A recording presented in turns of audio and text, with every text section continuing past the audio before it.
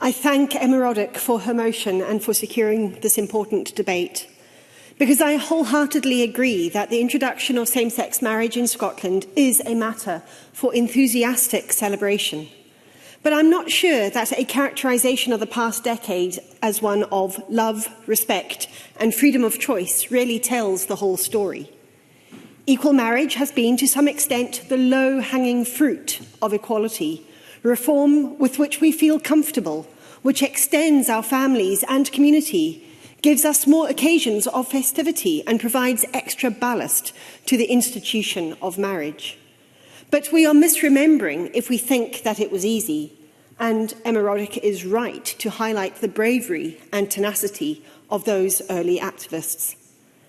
Looking back at the debates in this Parliament, I see some of the same tropes that we've heard recently in relation to the rights of transgender people, about supposed harms to children, none of which have materialised, about regressive beliefs being worthy of respect, about redefinition of words, whether the word is marriage or woman, as if language were not perpetually evolving. It is only in retrospect that reform seems inevitable. Marriage is of deep importance to many, carrying as it does such a rich history of tradition, of romance, of religious and secular connotation. But that isn't what everyone wants.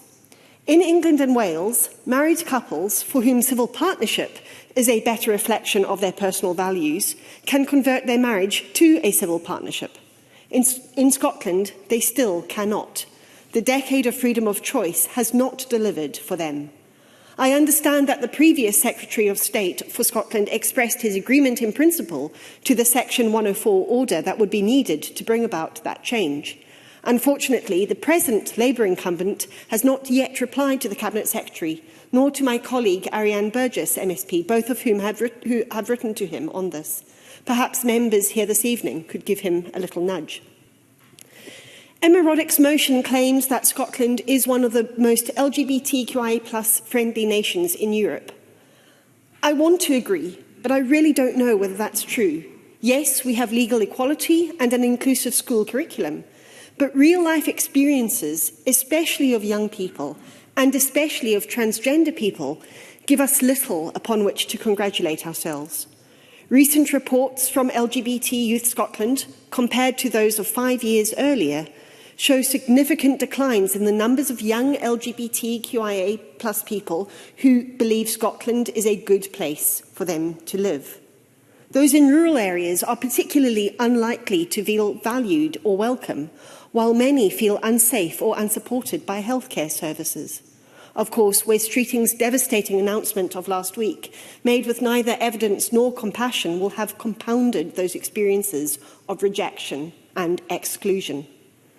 A recent project with LGBTQIA+ young people in the east of Scotland asked them to explore their rights under UNCRC and to identify those which were most relevant to their lives and which were not being fulfilled. The right to non-discrimination, the right to be listened to, the right to education and the right to protection from violence, abuse and neglect are all being breached for a substantial number of our young people.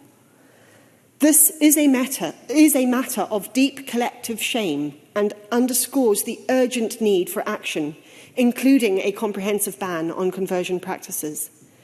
Emma Roddick asks us to stay determined, absolutely, but I say more too. If we are truly to honour the achievement of 2014, we must discover new wellsprings of courage, of compassion, of solidarity and of will.